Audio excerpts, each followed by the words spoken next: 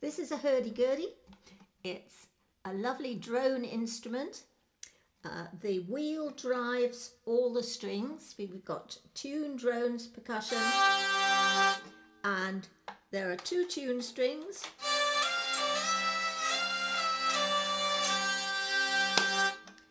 And you've got tune, drones, percussion, 1-woman band.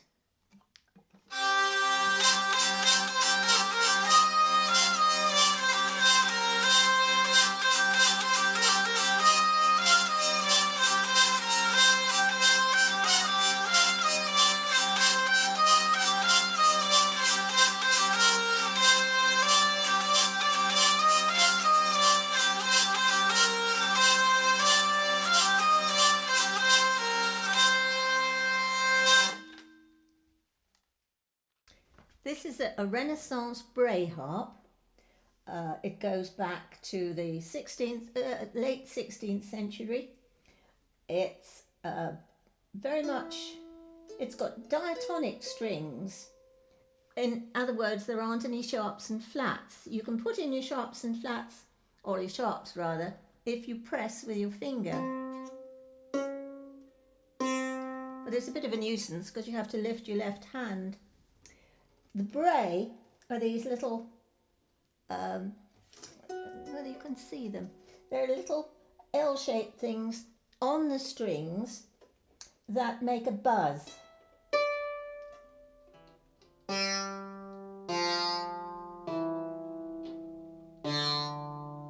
And they make the string vibrate more so that it actually sounds louder.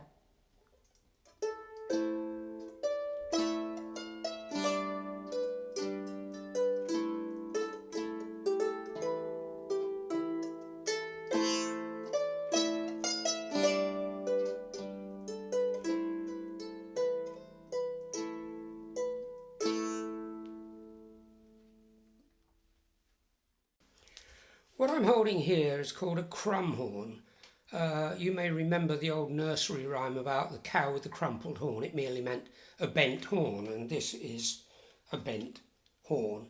It's parallel bore, narrow bore, made out of wood, and inside this cap is a reed about the size of a bassoon reed.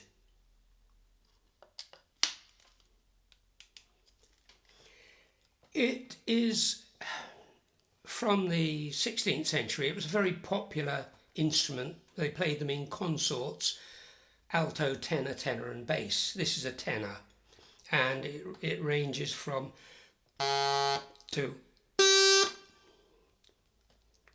It's got a buzzy sort of warm sound, and it sounds like this.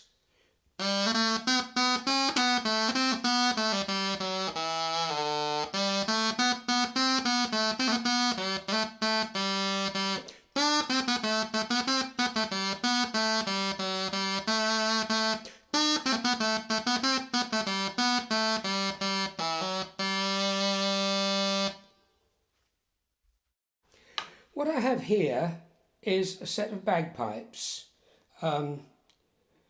People think that there are Scottish bagpipes and there are Northumbrian bagpipes, and that's it. But really, bagpipes were played all over Europe and the Middle East for centuries, actually several centuries before they even got to Scotland. This is a set of Flemish bagpipes copied from Bruegel's paintings. And if I were playing them properly, I'd have the drones pointing up. But indoors, it's not wise because you go through doorways and things and bash them. Whereas indoors, I play them with the drones over the shoulder, conventional. Right, we've got 2 drones on this, a G drone and a C or a D. So I can play in the key of C or in G. At the moment I've got the G blocked up and the C one open.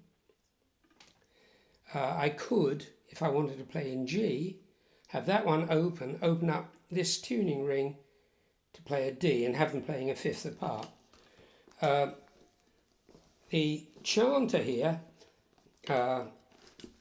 is in G.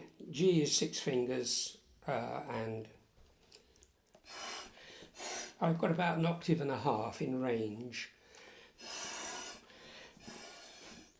And it sounds like this. This is a mid-17th century English country dance.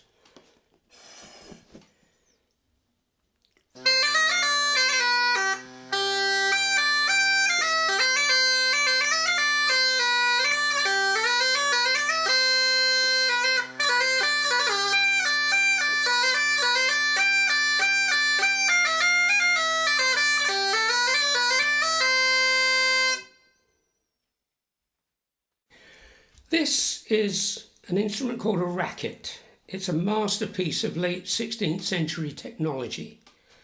The smaller an instrument is, the higher the note that it plays. But this cheats, because inside this block of wood are 9 bores. So the wind I'm blowing in the top through this double reed goes down, up, down, up, down, up, down, up and down, and finally comes out there. So acoustically it's that long, so it's quite low. It's actually the baby of the family. It's the tenor. There is a bass and then the great bass, which is an octave below this one.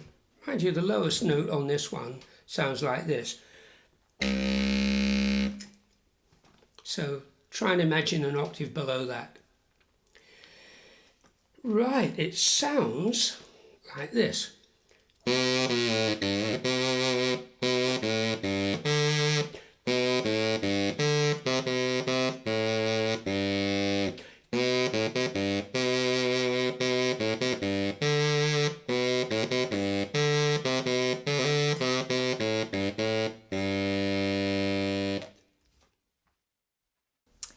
This is a sitin, C-I-T-T-E-R-N.